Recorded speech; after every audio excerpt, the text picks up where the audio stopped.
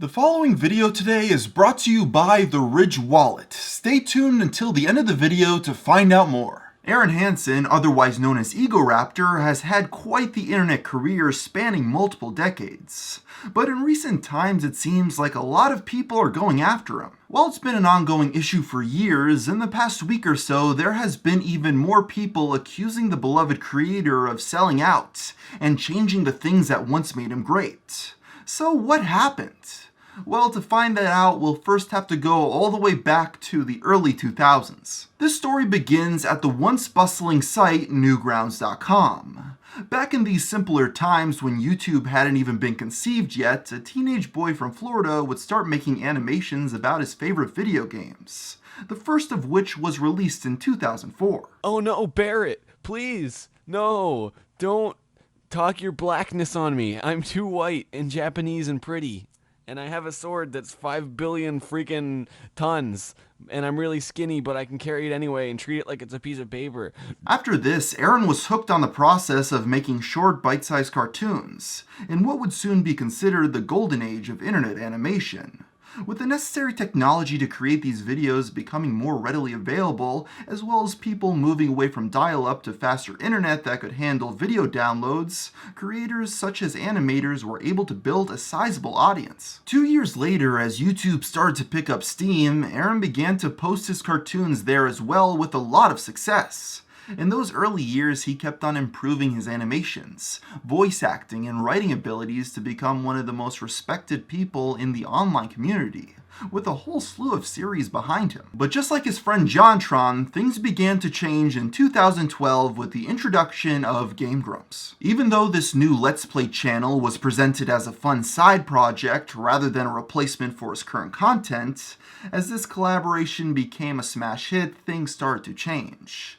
Solo Egoraptor content started to decrease almost instantly, with many in the online community split on how to feel about this. On one hand, this gave Arin the ability to produce content at a much faster pace, but it was clear that this new account was a full-time commitment.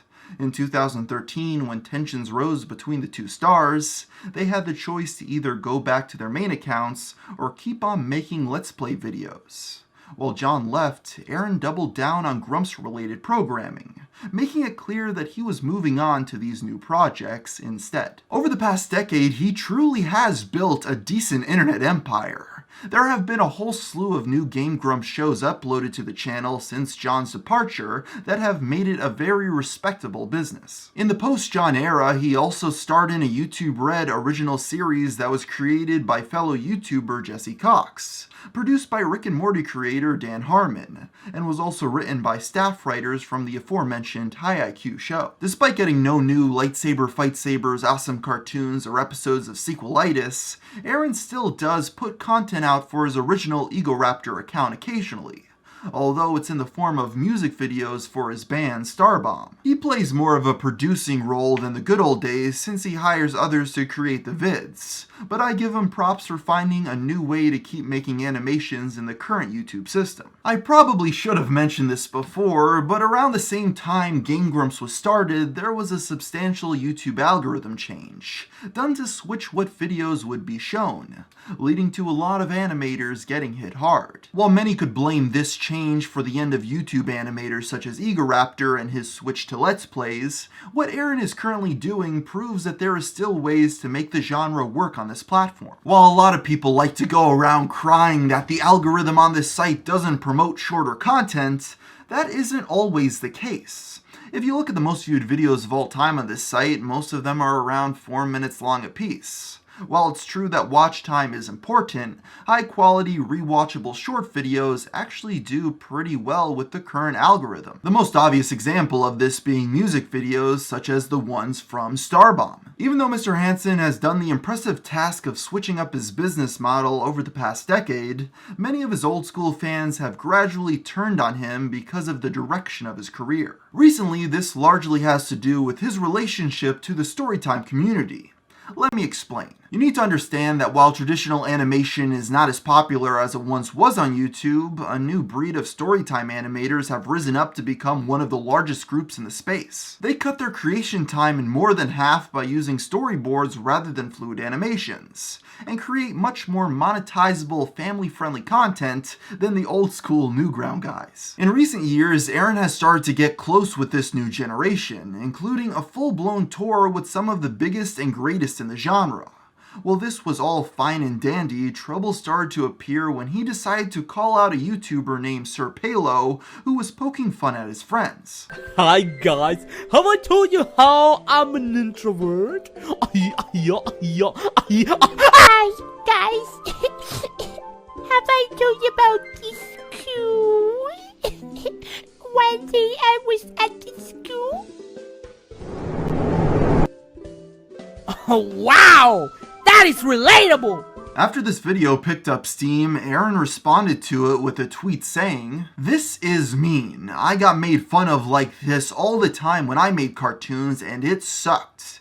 It didn't give me a thick skin or make me a better artist or make me think more about what I was doing. It just hurt." Many onlookers were pretty baffled by this call out since most didn't feel the video in question was that harsh. So why was the Storytime community and Egoraptor so upset? While you or I may see Palo's parody video as just a mild, absurdist ribbing, many Storytime YouTubers felt it was a malicious attack making fun of them for tired reasons. I at least can understand why they would be annoyed. Even if a parody video is funny to the average viewer, the YouTuber being spotlighted is often hyper-aware of what people mock them for in the comments. So when a video is published making fun of those same things, it just comes off as trite to them since it's nothing they haven't heard a million times before. Also, in the case of these Storytime channels, they are often making extremely positive, upbeat content for a younger audience. Because of this, I suspect that they're not used to the same amount of nastiness that someone such as myself has to deal with. When you are getting people threatening to come to your house and slit your throat like I have, videos like these don't really seem like that big of a deal. But many of these Storytime animators haven't been subjected to the worst of society as others have, such as myself, so they're not as equipped to handle it. It appears that Arin saw his tweet as him sticking up for his friends, but this plan backfired in his face. People began to pull up some of the edgy content and posts Arin made back in the day, which he is now quick to disown. Many labeled these people who were digging up dirt on Arin as being haters that wanted to call him a hypocrite. But I feel many were simply pointing out how much he had changed. The once fresh and cutting-edge Egoraptor that they knew was gone, and in his place they now see an advertiser-friendly version of himself who disavows what many of his old fans once loved about him back in the day, when he was just a kid on Newgrounds. I find it funny how Egoraptor and JonTron have gone in such different directions since the Game Grumps breakup. While John went back to his roots and became more conservative in his views, Arin abandoned his old edgy animations entirely.